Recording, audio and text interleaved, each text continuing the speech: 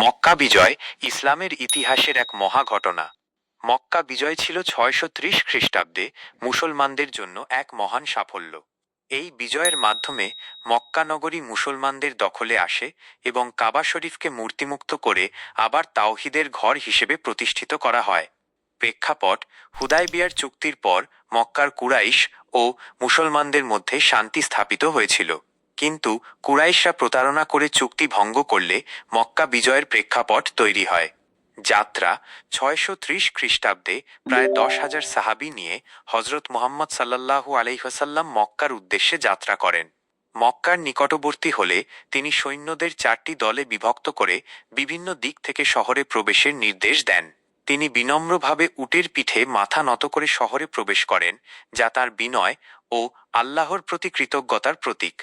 মক্কা বিজয়: মক্কায় প্রবেশ করে মুসলমানরা কোনো বড় প্রতিরোধের সম্মুখীন হননি।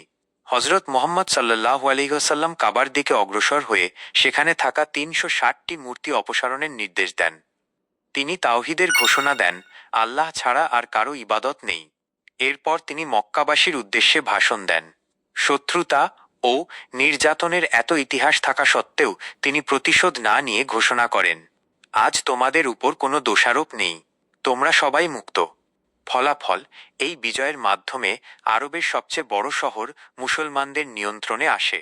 মক্কা বিজয় ইসলামের ইতিহাসে এক গুরুত্বপূর্ণ মোড় পরিবর্তন করে, যার মাধ্যমে সমগ্র আরব উপদ্বীপে ইসলাম দ্রুত প্রসার লাভ করে। শিক্ষা: ক্ষমা প্রতিশোধের চেয়ে শক্তিশালী। বিনয় ও আল্লাহর প্রতি আস্থা বিজয়ের মূল চাবিকাঠি। ইসলাম দয়া, ন্যায় ও শান্তির ধর্ম।